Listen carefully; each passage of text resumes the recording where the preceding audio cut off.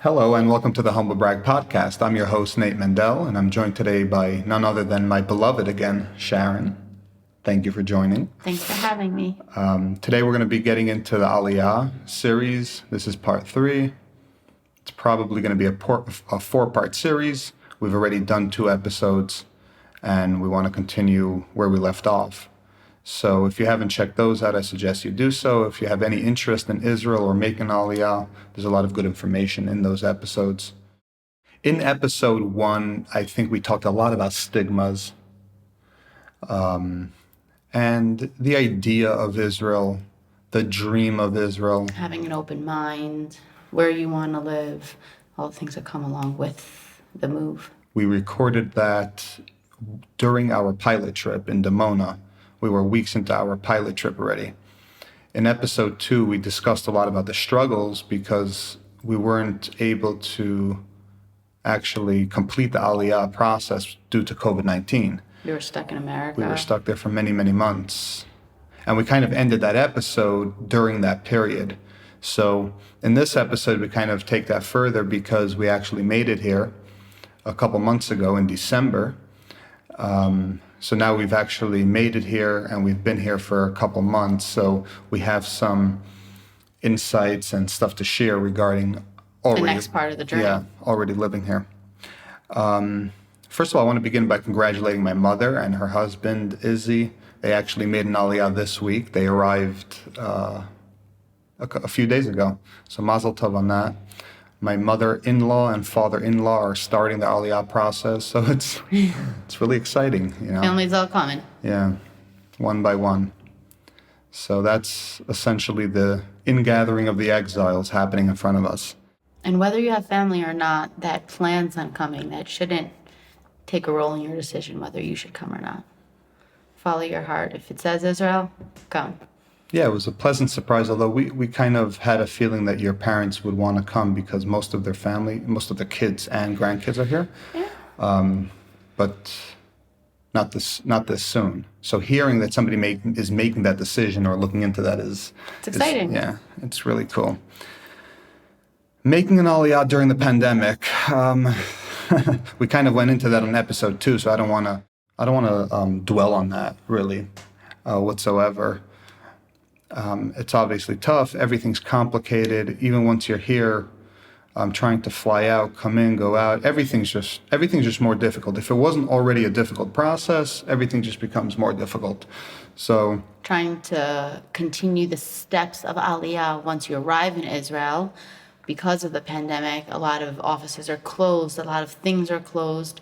So the usual route that you would take is just slowed down a lot. Yeah. So what I would do is I would think, look, we recorded episode 2 while we were still stuck there.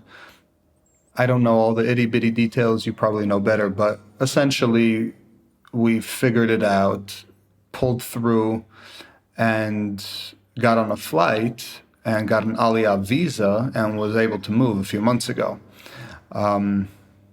Set up our home as best as we can so far.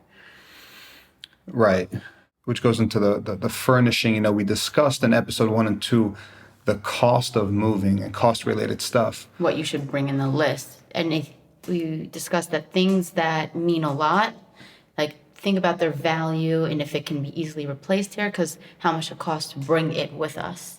We chose to bring a minimum amount of stuff as possible and buy locally. Yeah, so it's like moving anywhere, I would say.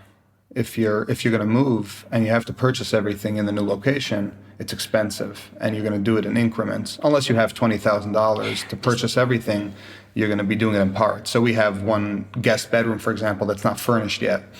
In that sense, you're going to do it gradually. If you do bring everything on a lift, then I guess you could say that you might have your place fully furnished much quicker. But whichever way you go about it. Yeah. Mom brought most stuff. Whichever way you go about it, either one way it might be more expensive, but you get new stuff, but it takes time and there's a lot of setup. We learned through buying stuff at IKEA and other places, moving things are difficult, right? They don't have U-Haul trucks. You're not going to a U-Haul and picking up a U-Haul for $20 and bringing some furniture to your house. You could either use movers of some sorts, or you could pay for delivery. So there are certain aspects that are different, right? Everything in a certain sense is different, just a little different. And some of it's annoying, some of it's actually more effective. Some of the stuff, some of the protocol here is more efficient, right? That's the word I was looking for. Most of it is not when it comes to logistics. So And be prepared that the simplest things are going to take you a long time. When we went to IKEA, I think every time we went to IKEA, it took us about 5 or 6 hours.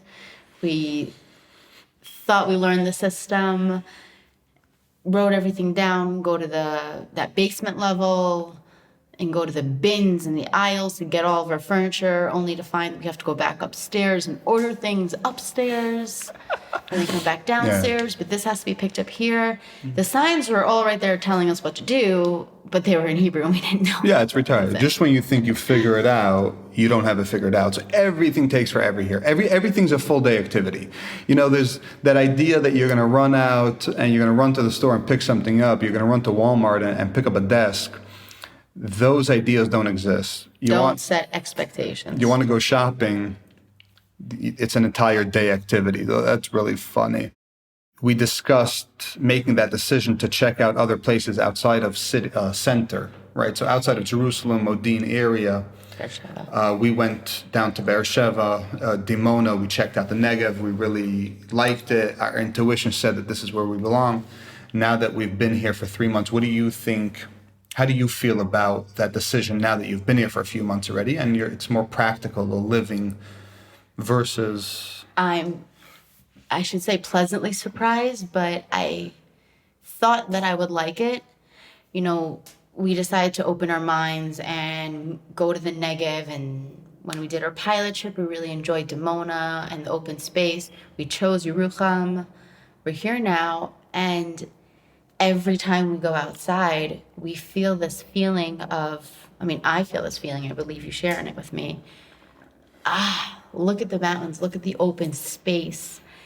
There's just so much beauty in Israel. And even though it's not an English-speaking community, there's very few people that speak English, there's a lot of what they call closet speakers. Yeah. So people help you out here and there.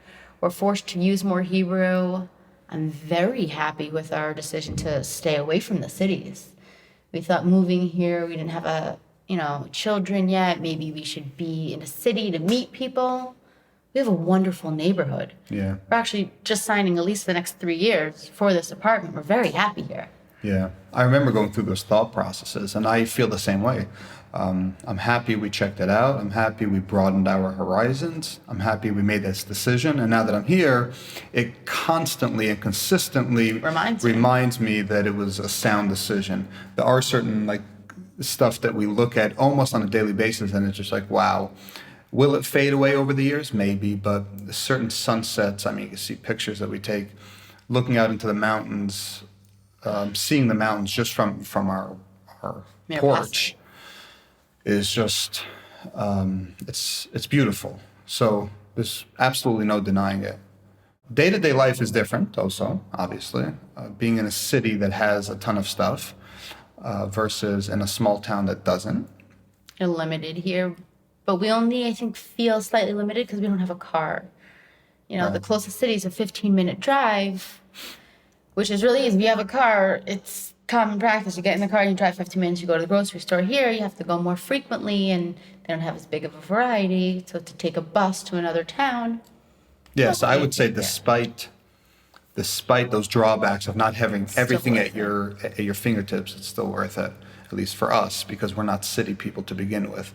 So I think it's absolutely stunning. So we talked about that, the idea of broadening your horizon, checking out all of Israel, not just the stereotypical tourist locations. I think it's very important because it gives you a different perspective of what it means to move to Israel, to a different country. One thing that I had written down here, I made some notes, over the weeks, because I knew that we were going to record this and I wanted to remember some stuff. Some little stuff like, Living in the desert, we learned that it's very dusty in the house, right? Every day, it's special. It's hard to explain because we're very clean, very organized, and you could sweep every day. There's just so much dust, and it's not even sand. There's sand too. If you leave your windows open, you'll get sand in the house, even if you're 2 stories up, because of winds. There's high winds here, and the sand kicks up, it gets in. But forget about sand. There's just dust that piles up in a very, very clean, well-kept apartment on a daily basis. And there is no way that you could be on top, unless you're OCD and you're wiping down the counter every single day, not counter, but surfaces that you wouldn't otherwise touch, it just builds up. Well, once a week, most surfaces do get wiped down, especially before the weekend. And almost every day, sometimes twice a day, we find that we're always sweeping. Yeah. And we're surprised every time you do a sweep. It's like, whoa, we just swept a day or two ago, and it's just so much again. And it builds up everywhere. The high surfaces, under the bed, behind the toilets, behind the cabinets, everywhere. Just a ton of dust. But it's still worth it. It's still worth it. It's a weird detail. I don't know where it comes from. I don't understand it. I understand the sand. I don't understand the dust part. Could be the vents or something. I don't know. Right, it might be ventilation. There's also a lot of construction going on in the area where we live, so maybe it has something to do with that. No idea. So we're actually going to purchase these robot vacuums, these really flat ones that roll around on their own every day or twice a day, and it could go under the bed and different areas to try to alleviate some of that, because the frequency at which you have to sweep to keep a place really clean is almost out of hand. Yeah. So that's a funny thing. And you got to make it work for you. Some people won't mind it as much. We do. So that's our solution to it. I'm not going to not live in the South because of all the sand and dust. We love the South, so we find a problem solver.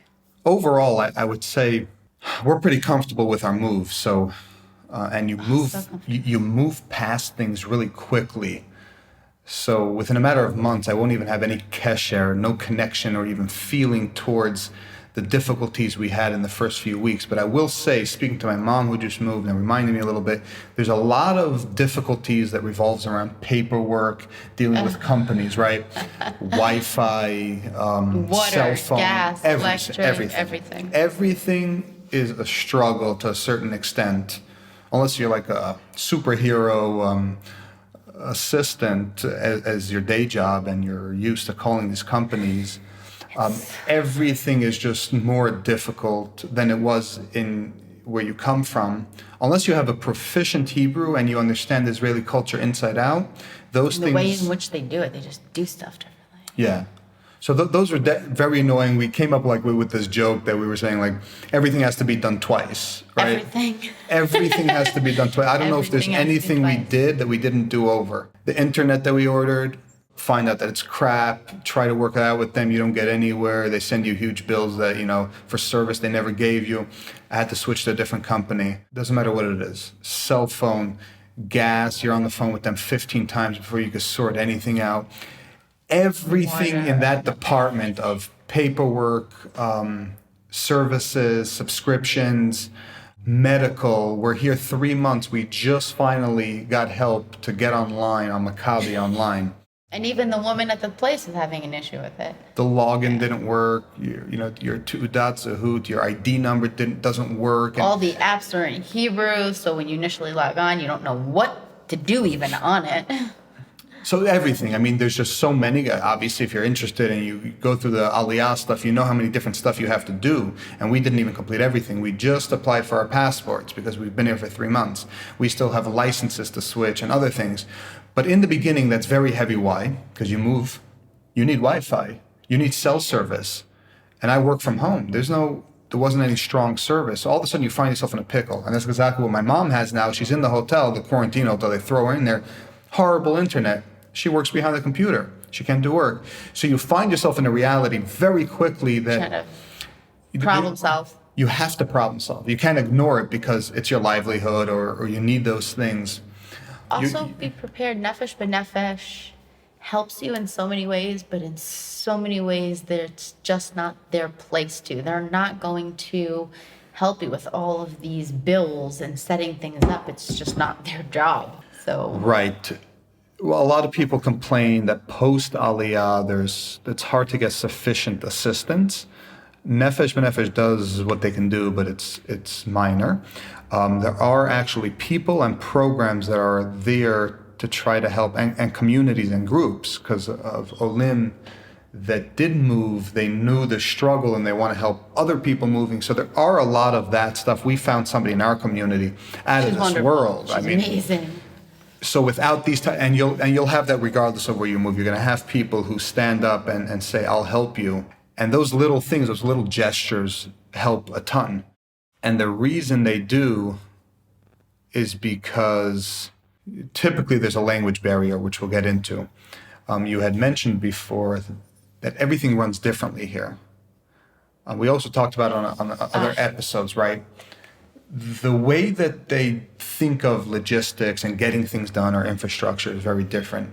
From an American viewpoint, I would say it's very weird and archaic. That's like the first label I would think, visiting Israel, not really living here, is archaic. It's just old school, it's not efficient, it's not quick, so on and so forth. Their building, the way they operate their businesses, lack of customer Everything. service. I mean, the list really does go on, but As you live here and you get used to it, you learn and realize you're not in America anymore, obviously. You're not where you came throw from. those expectations out the door. It's a weird system, but it is a system. For example, in Israel, they use SMS for everything. They're obsessed with sending you text messaging codes. And they expect you to get those texts, to respond to them in one way or another, whether it's going to a link or going somewhere. So Pressing a number. in the US, we don't put a huge emphasis on cell phones and SMS. We don't hold people accountable as a measure of, we reached out to you, we did our part. Here in Israel, absolutely. If they sent that text message, the ball's in your court. Well, things are linked to your phone number. When we were getting rid of our cardboard boxes from our IKEA and we put them in the garbage room, it had our name on it. Our name is linked to our cell phone numbers. I got a call from the town. They see whose name it is, they see the apartment. It's linked to my cell phone number. I get a call from the town saying, "You got to move this." And of course, I didn't know what was happening. I get a call, this Israeli yelling at me on the phone. I knock on my neighbor's door. I hand him the phone. I'm like, "Help me, please. What do they want?" Oh, yeah? That's so But funny. your phone is, things are just linked up to it. So everything's linked up to SMS. Agencies even send you. Agencies, government agencies, the bank, doesn't matter who it is, everyone uses SMS. There's a delivery, UPS, there's no UPS, but the equivalent here, which is crap. Some random guy that Yeah. texts you. You answer him, and he's at your house in 10 minutes. Everything's SMS, and they rely on that as if it's an infrastructure, as if it's reliable. But what you learn, that's what I'm saying, so what you learn with time is that it is a system nonetheless, and the entire country does work on it. Maybe it works because it's a small country, low population, and everything is a little bit, kind of like that. But, what happens if you're out of the country, your phone's off, you didn't get the message or something like that? In America, for example, we're much bigger on emails or physical mail. Here, physical mail is not nearly as much. It It's not doesn't as even come reliable. every day. Right. I don't know what the schedule is. So systems are different. Infrastructure is different. That's just a small detail, but everything's like that. You mentioned linked. Everything's linked to your ID number. Could you imagine in America, every time you want to buy something, a swipe a credit card? You have to use your license number. yeah. Right. So that's what they're doing. You want to take a shopping cart, you need to put in your ID number to get the shopping cart out. Right, because if you don't return it, then they can hold you accountable and not give you another one because you stole or didn't return the cart.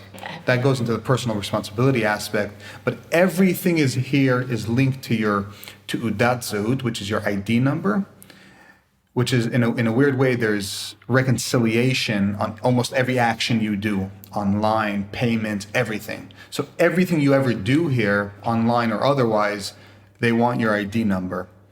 To use any machine, anything, it's all about the ID number. You walk into a bank, you walk into the post office, you walk into any place, got to put your ID number in. Right. So it's not convenient in American terms because we don't do stuff like that in America. So it's not convenient per se, but at the end of the game, it works and the entire country runs that way. And with time, you get comfortable, you get used to it. It's just part of the infrastructure here. So in the beginning, it's very weird. It's very different. It's annoying almost. But then you learn with time that it works and you rely on it and you kind of like, you get with the program, as they say. Just some side fun facts about things being different. It's the smallest things from the road signs to people having dogs. But dogs aren't often like domesticated like you would think in the United States where they come in your home. They often live outside all day. Not necessarily wild in people's closed off properties, but they don't come inside the home. So Right. You could be taking a walk at night and there's dogs outside. That's where they're living. Now, us as Americans, your dog like sleeps in your bed with you. Yeah. There's things like that. Just watching them build. There's so much construction around us. They start super early in the morning, the Israelis. By 3 o'clock, they're done. They don't work past 3. And a lot of stores are closed from 1 to 4. They like take afternoon. Yeah, they take the concept of a lunch break to a whole different level. They close for 3 hours. Some of them don't even open again until like 5. And it goes back to what I was saying. In the beginning, it's annoying, and then it becomes your life, and you get used to it, right? It's like, what's if you only have that afternoon to go to the store? What's if you work other times? There's nothing you could do. In Israel, you bang on deaf walls. Nobody cares. That's the system, and They're not there to serve you. Right. You will conform. Those are interesting details. Yeah, but one of the crux of the matter for us, one of the stuff that you love about Israel is that it's Jewish. There's a certain understanding. On Purim, the buses were decorated. Right. The public transportation buses were decorated for Purim. Just there's vibe and spirit and love. On Friday, you open your door or you can hear through the window just Jewish music playing, and it's not even people necessarily getting ready for Shabbos or even on a Tuesday. It's just the Jewish culture is all around you. You walk outside. It hugs you. You walk outside, you don't hear hip hop or Spanish music. It's Jewish music. It's like I always say, in Israel you live Judaism. In the U.S. you practice it, and you really get that feeling when you live here. You see the difference between what it means that you're living in a culture that's living Judaism. Fry, not fry, doesn't matter. Religious, not religious. The entire country observes holidays. Like you said, the buses have decorations in them. I mean, everyone is involved and it's all fun and cute. Holiday. Oh, one of the things that I love, and this illustrates it really well. You remember there was this video going around on WhatsApp. I'm going to play it. I think this encapsulated it absolutely 100%. Listen to this. מניאק! אתה זונה והאימא שלך זונה. I love it. Honey, I love it. It's so innocent. But if this doesn't illustrate what it means, and let me tell you something about... They can't get upset at their culture. They're yelling. It's just what they are. It's how they communicate. Today at the post office, we're sitting there doing a transaction with the person, and this Israeli comes up, he takes his letter, then he yells like, it's not mine. He throws it under the little slot at the mail person, and she like looks up at him like, what? Like, he doesn't want the letter. It's not his. Doesn't matter that we're standing there. And she didn't even get upset. She's like, okay, this is how people are. What's interesting about this is that you think for American, from the outside perspective, it comes across as anger and aggression and all that stuff. But there's actually a beauty in it, and you learn that really quick. First of all, Jews could be Jews with each other. We are being ourselves. It's this concept of being yourself and expressing yourself the way that you are. So you're stiff-necked people, you're heated, passionate people, you express yourself that way. Whereas in the U.S., we learn to be edel and respectful, and for the Joneses, it's all about for the neighbors and all that stuff. But really, you have all that passion inside of you. Now, don't mistake this type of stuff for anger. It's not. Those two people yelling at each other, they're having road rage, you mother effer, and they're going back and forth, and your mom's of this and your dad's of that. They could get out 20 minutes later and hug each other and do a little dance, a little, Like tongues. high five, like they'll be fine, they'll be good. No one's going back to their car to get a gun to try to kill you. Right, because it's not real anger. He's heated. He's expression. heated. Rah, rah, rah. And then you move on in life. I won't forget somebody who was helping me with these phone calls. I don't know what we were fighting about with one of these companies. I think the internet sent it back. Might have been internet or something. And she said, don't be afraid. Even in English, if you get an English-speaking rep, don't be afraid to, be passionate and yell back. That is how you communicate here. You get into it, and nobody takes it personal. That's how you iron things out. If you're going to come and you're going to be respectful and only speak calmly, you're not going to get anywhere. Like you said, we're in the post office. Before that even happened, we're waiting in line. Bubby. Boom. She must have been 80, 90. There were 3 people in line in front of her. She got her pajamas on. She just shredded right up, and she just stood right there. The second the person walked away, she just came running in with her, boom. And what do you do? I grumble or say something, and the other guy who it was actually his number in front of me, he said something and backed away. But no one was mad. No one really was upset. Just, I don't know. So yeah, like you could come here and interpret all that stuff as rude, right? Somebody bumps you, they're probably most cases not going to say excuse me or I'm sorry. Oops, knocked your. Then somebody bumped you on the bus once, like elbow in your face. This is how he was sitting on the seat, and I had to get by, and there was a stroller. I was in his face. So that's really interesting, though. But that's the beauty. So it depends how you look at it, from the inside or the outside. But you could see it as like this negative, aggressive way of living, or you could see it as letting go and allowing yourself to be passionate, because that is in our DNA. And I think a lot of people actually love that. As was illustrated, hey, he's yelling, I'm yelling it back, sweetie, I love it. I think that's awesome. I think that encapsulates it so well. Regarding travel, so we don't have a vehicle now. And first let me ask you, what would you say is the hardest thing? We've been here for a couple months. What would you say is the hardest thing living here without a vehicle and being in a new country, or just in general? What's the hardest thing or two? I'd say knowing or trying to figure out how much time to dedicate to a task. If I had to go to the grocery store back in America, I know about how big my shop's gonna be, how long it's gonna take, how long it's gonna take to get there. Here, I can't go when I want, because I have to go on according to the bus schedule, or I have to walk. How much time is it going to take me to walk? How many things am I going to get at the store? How am I going to carry them back? The one amazing thing about being part of a small town is I think 4 of the local bus drivers know my face, know where I live, and they'll stop when I have my grocery bags. They will stop right in front of my building for me. So that's great. So time management. But it's not only the grocery shopping. It's like, when we said we went to IKEA, okay, I figured it'll take 2 hours walking around the store figuring out what we want. No, it took almost 6 hours. I remember. Because of the language barrier. When we went to the bank, it just takes so long. Apparently, if you have a disability card, you don't wait on any lines, you don't need any reservation. So even though I made a reservation online, I showed up, I put my Tüda in, I got a ticket with my number.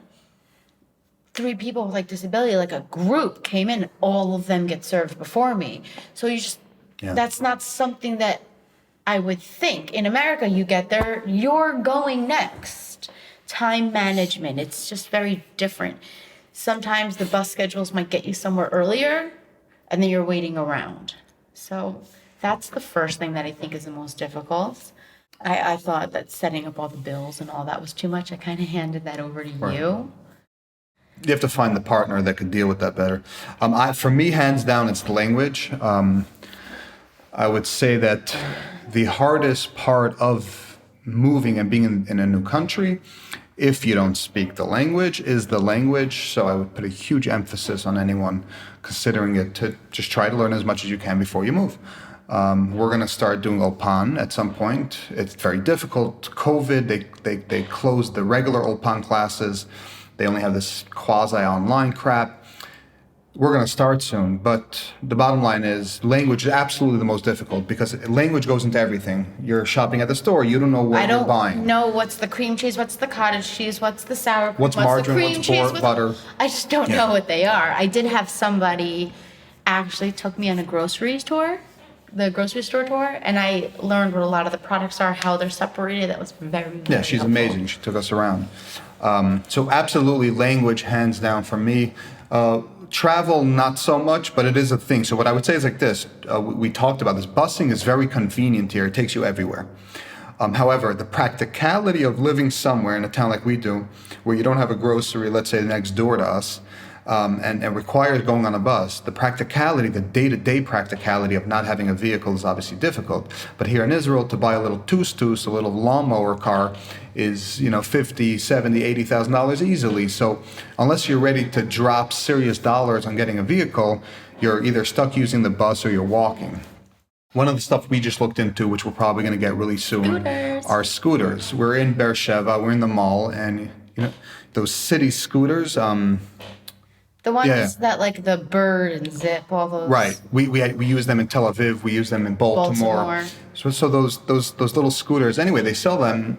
You could get one from anywhere from a good one from $700 and up, maybe 1,500 shek and up.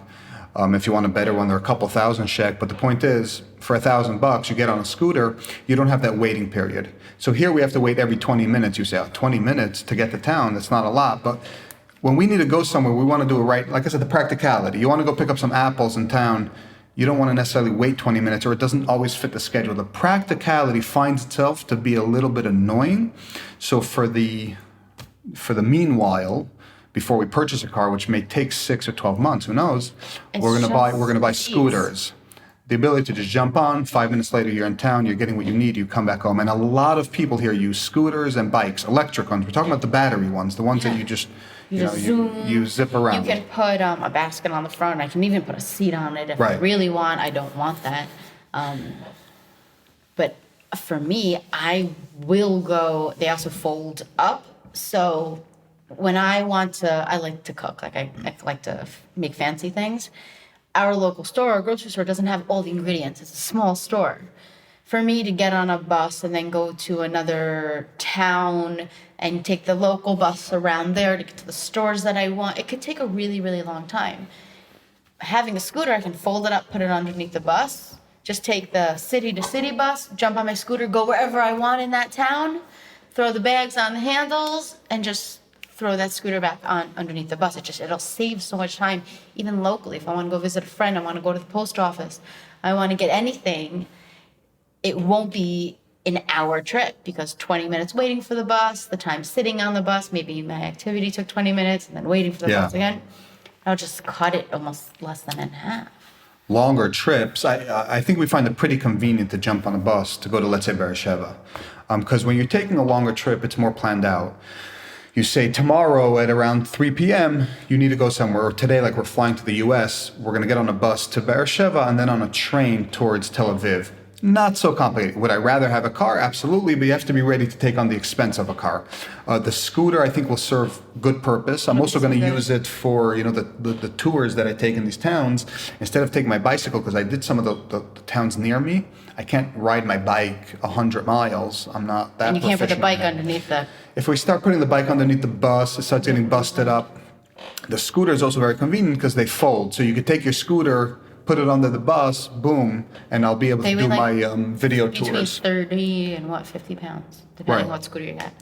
And obviously the better ones, the better it is, the more kilometers and the more time you'll get on each charge, the faster it'll go, so on and so forth.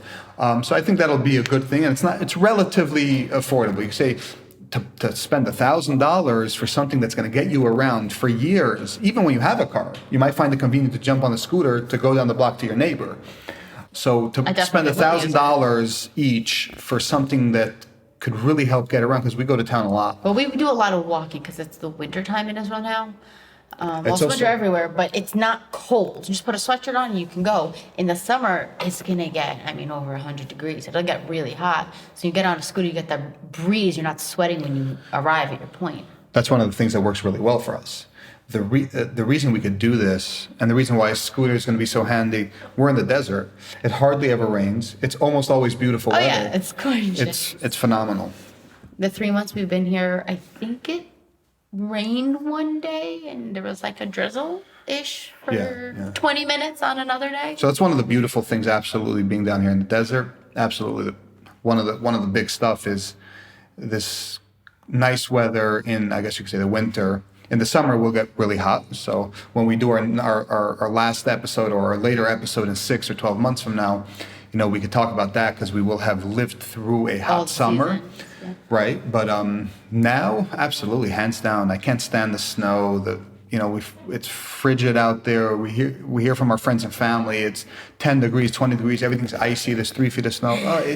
I come outside. It's almost like Colorado. The sun's kissing me. Yeah.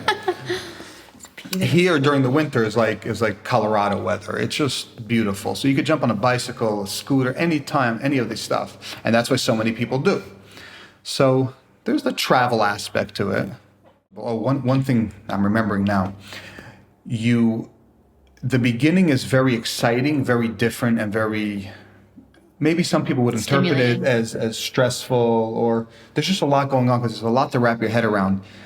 It's how they say time heals all wounds. It's the same thing. As you're here week by week, everything that's a little scary, stress-inducing, it just slowly starts to fade away, and it just becomes comfortable. We're only here 3 months, so I can't even speak on a very high regard. But even in the 3 months, so a lot of things have been closed. But even in the 3 months, it just starts feeling when that feeling of home really starts to set in, which I expressed to you as you start getting this feeling, you just start feeling really, really comfortable, and like stress or worries and stuff like that kind of just fade away. So you have to give it a couple months, maybe for some people even more, but those feelings go away.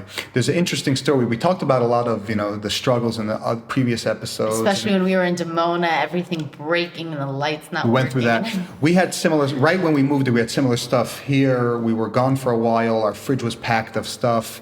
And for weeks, and the fridge, brand new fridge, spent a couple thousand shekel, close to $1,000 on a fridge. It broke. Apparently it was a floor model. They gave us some, I have no idea. We didn't even know because we have the language barrier. We didn't know they gave us a floor model. Nothing. I ordered it online as a brand new piece. We come back, the place stinks to high heavens, and everything in the freezer was moldy. We didn't even know about it. Somebody had our key, and I had asked them to do a small shop because we were going to be in quarantine, so they were going to put some food in our home. They opened the door a few hours before we were arriving from the airport. The whole place smelled. Right. And we're talking about hundreds of dollars worth of meat and food. Everything was stocked up. It was completely moldy to the point of maggots.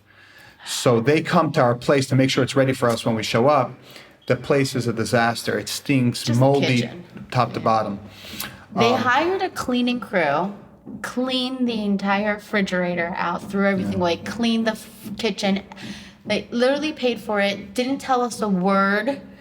We arrive on the taxi, the family meets us out front. She tells us right then and there, so I didn't have any stress, what happened. They had a home-cooked dinner for us. The next few days, the neighbor found a refrigerator for us to borrow. The whole community cooked us meals because all of our food went bad. Gosh. This was right on the arrival. This is right from coming from the airport, from Aliyah. Yay, we made it! Right. Boom. So it just shows further from our previous episodes. There's no end of the struggles and difficulties. You have to really, really want it. So, right, so it just illustrates that there's no end in sight. And it goes even deeper than that. The fridge company never got my money back. I literally took $1,000 fridge that I paid a couple months earlier for and tossed it out and had to buy a brand new one. You remember we said everything has to be done twice? Twice. Everything has to be done twice. It just doesn't even matter. You have to like kind of laugh all that stuff off, understand that it will happen, and however it plays itself out, even with these nasty type of stuff. Our home stunk for days. Everything. I don't want to get into the details because it's meaningless. Despite all the struggles, all those difficulties, you kind of get through it. Things settle down. You settle down. Things really start to get comfortable. We're happy, and we believe people, who really have the proper vision for something like this could be happy. Yeah, and you can't get upset at the Israelis. The reason we threw it away is because the warranty would cover the air compressor. They'd fix the air compressor, but the fridge was full of mold and a smell. We left it outside for a month and a half open, and the smell still stayed. So they don't care that it can't be used, but you can't get upset about that. And you're like, okay, you accept it. And the truth is that refrigerators didn't even have Shabbos mode. So it was like some little blessing, and now we have one that works. And it works well. Yeah. They don't care. There's no regard for customer support in that sense. They don't work for you. There's a warranty company, they'll cover a compressor, but what do you mean? The whole fridge is moldy inside out, literally moldy. They don't care. So I just lost $1,000 because you guys sent me a floor model or a faulty machine. Ask for it. It's just don't get upset at it. It's just all part. It's all part of it. Laugh it off. And those end up being the very small things. In the beginning, it's not. When you had it took you 10 months to get there. Everything went wrong till then, and then you get there, and all that stuff is going wrong too. It's very annoying, but you kind of move past it. The bigger picture is that we're happy. We love this place. It was a fascinating journey, and I'd do it all over again. yeah, I'm also excited to share, one more time, a little bit deeper in, see how it goes. But all in all, it could work, and it could work pretty efficiently if you're ready for all the bumps along the way. For sure. So that's it for now. Thank you guys for tuning in. Thank you. Until next time, peace.